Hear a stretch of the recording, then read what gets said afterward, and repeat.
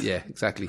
Who's your next one? My next ones are the kings of the novelty song. It's Chas and Dave. They are, yeah. This is a typical. Most of these are English. Yeah, it's such an English thing. The Brits love a bit of that. They fucking novelty. Well, listen, this is Ain't No Pleasing You, which is actually a great fucking song. It's a great song.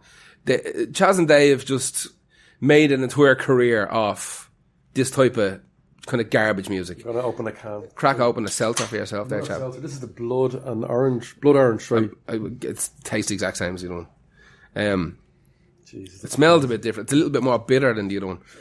If there can be a difference. People get smashed up on them. Yeah, let me play a little bit of this, because I just want people to understand. Yeah, this is one I haven't listened to yet, actually. Alright, I just jumped like 15 seconds in, so hang on.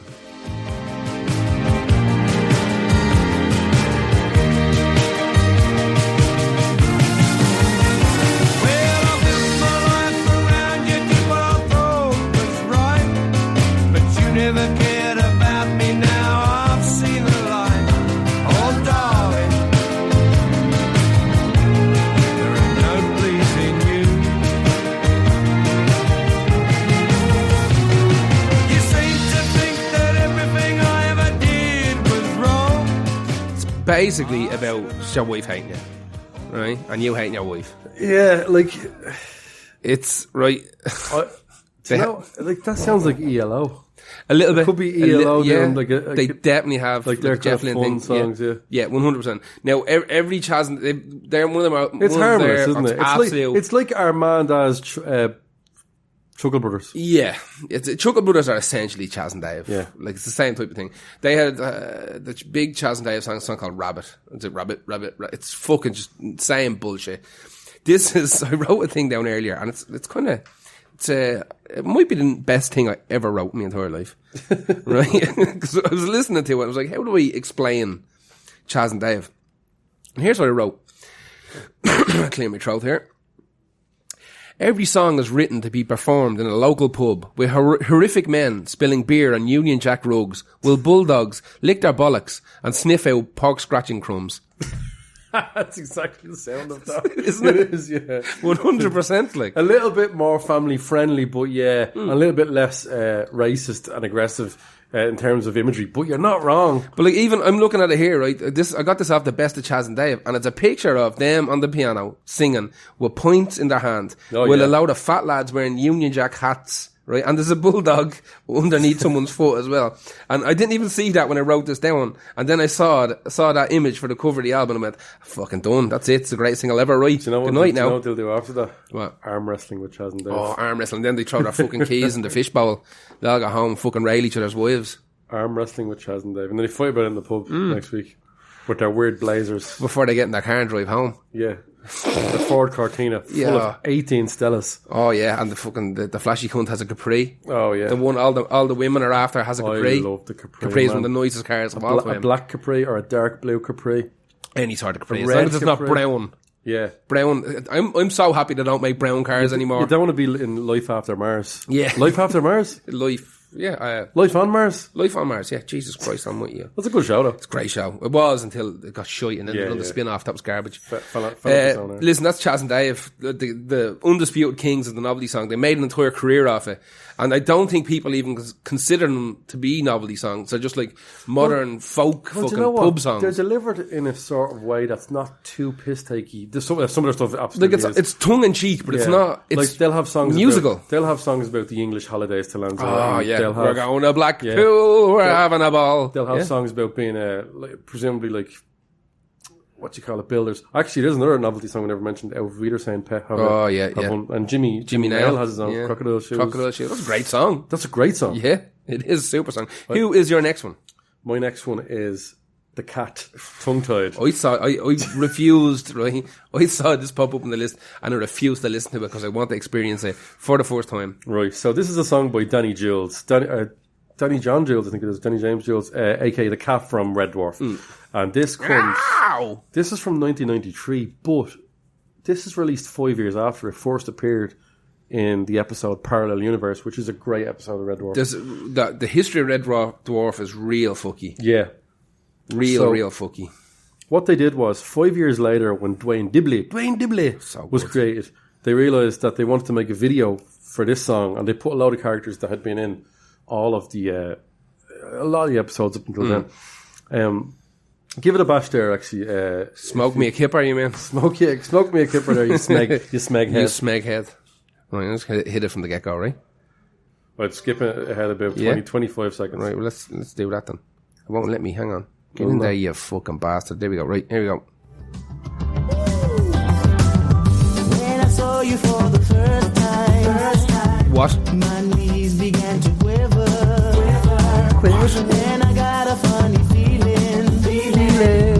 in my kidneys and my liver. In my kidneys? What? Because kidneys and liver is what cat eats. Yeah. Clever. And my heart began thumping. My breakfast left my body. That's a strong kick drum. Tell me something. Why do you make me tongue-tied? What the fuck? So this was composed by Howard Goodall, who was the composer for the Red Dwarf team. Yeah, which is amazing. Yeah, the he also did a lot of themes and incidental music. I didn't want to pick out which was which. Yeah. From Blackadder, Mr. Bean, The Tin Blue Line, Vicar Dibley, a lot of Catherine Tate stuff as well. But the lyrics themselves were actually written by Rob Grant and Doug Naylor, the creators of Red Dwarf. The funny thing about the Parallel Universe episode, this is the first time we ever meet Hilly. Okay. So the opposite of, the alternative of Holly. Yeah.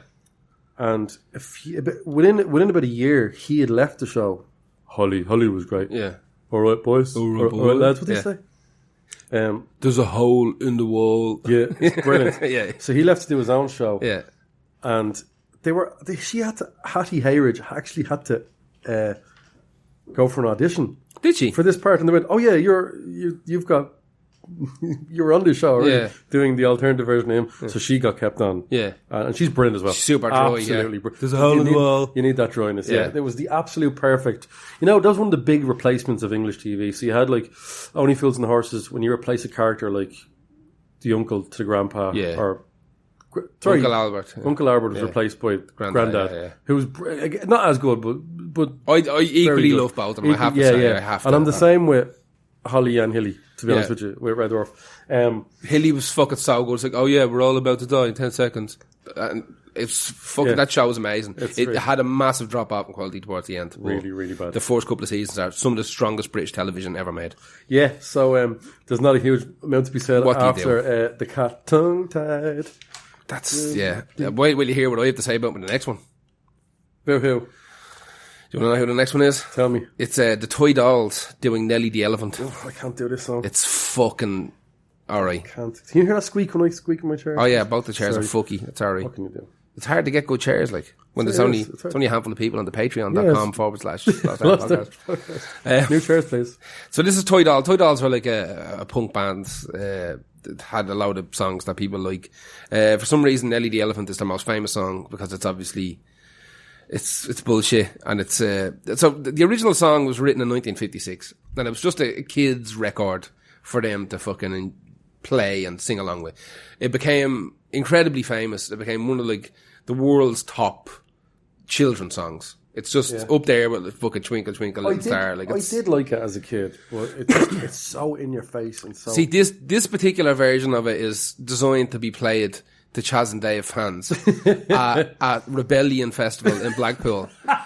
And it really is. Pug. Yeah, we are like hand puppets and shit. Yeah, it's just, it's tongue-in-cheek, but it got so popular, it stopped being tongue-in-cheek for this band. And it's now, I assume it's like their encore song or something. Let me just play a couple of seconds of it, because it's so fucking it's just shy. Hang on. Hang on. Bombay, a travelling circus came. They brought an intelligent. It always starts with that nice slow bit before it just explodes. It does the whole thing that you kind of wanted to do now in a second. And off she ran it's fucking awful. This is when everyone's putting their arms still around each other, putting their arm around each other. They're getting ready to do the can. Yeah. Here you go. Yeah, and every fucking mutant in the venue knows the words already. The elephant packed the trunk and said goodbye to the circus. Off she ran with a trumpety trump. Now Melody elephant packed the trunk and tumbled off in the jungle. Off she ran with a trumpety trump. night, by night. Yeah, you can fuck You're off, all right. son. Yeah, That's good enough night, for me night now. boy, fuck off.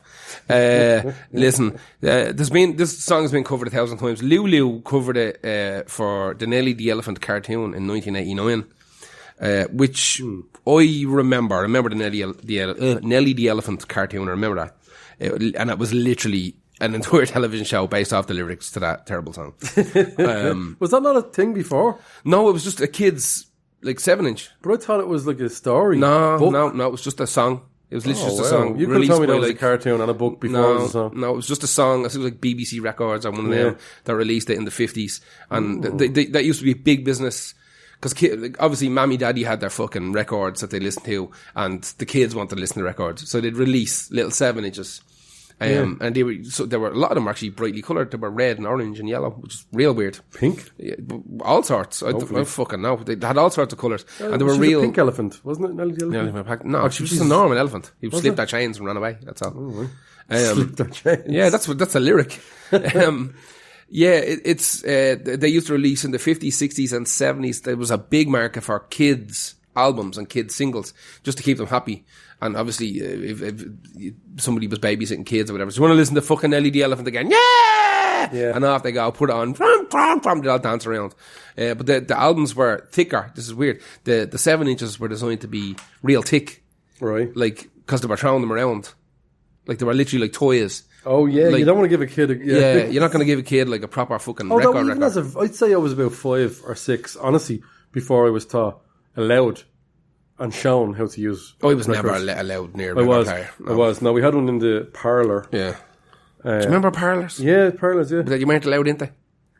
Well, no. We never had a parlour, but my grandmother had a parlour. And nobody ever done it. Well, I say it was a parlour. It was also where we ate dinner. So I had a little table. It could have been called a parlour. Yeah, it wasn't really a parlour. But if I remember correctly. We'd only fit around the edge of the table in the room. They were all small rooms. Small, really small. The only time I remember my grandmother having a parlour, and it was never, ever used. Oh no, except the for when parlour. When company came over. And he'd sleep, maybe a little sleep there as well. Yeah, you could put, I remember they were so small. Oh, yeah. Rooms. There might be a little stereo in it or a poxy little 14-inch telly in the corner. Yeah. And there was nearly always a little fireplace or a heater. And books.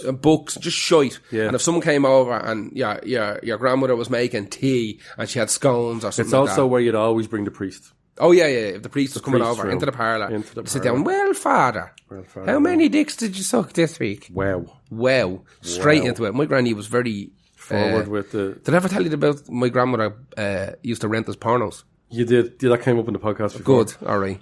Porkies? Yeah. And actually, believe it or not, of all things to find, when I was at one of the record fairs a couple of weeks ago, I found the soundtrack to Porkies on vinyl and I bought it. Jesus Christ. So I'm going to frame it. I'm going to put it up. Who's even on that? George Harrison's on it and everything. What? Yeah. It's actually the lineup on it is pretty good. It's when you start getting to Porky's Tail was when you start getting into the dirt. Do you notice that a lot of these famous artists did weird soundtracks or novelty songs, either under their own name or a different name, and probably earned a killing off them. On the side. I have one coming up now that's will rock your cotton socks off. Anyway, who is your next one? My next one is one I was about to dump off the list, but hit gold, and I think Super Mario Land by the Ambassadors of Funk featuring MC Mario from 1992. I have this on 7-inch. Do you? This isn't bad at all. Yeah. I like this. Yeah. This was from a man called Simon Harris, who started the Music of Life label, which had at one stage Norman Cook, African Bambaataa, and Paul Oakenfold on it. So in 1992, he teamed up with a British rapper called Einstein, who is MC Mario. Yeah. So give it a lash there, and we'll just have a quick listen. I'll just hit it from the get-go, will I? 14 seconds in or so, because you don't want to be let's jump right in. peeing around too much on it. Welcome and enter the center of my Super Mario adventure. My girl's trapped on the other side of town, so I'm moving in leaps and bounds. Folks around my way think I'm strange, but there's a villain to blame. Even my mom, she thinks I'm crazy, but I got to rescue Daisy.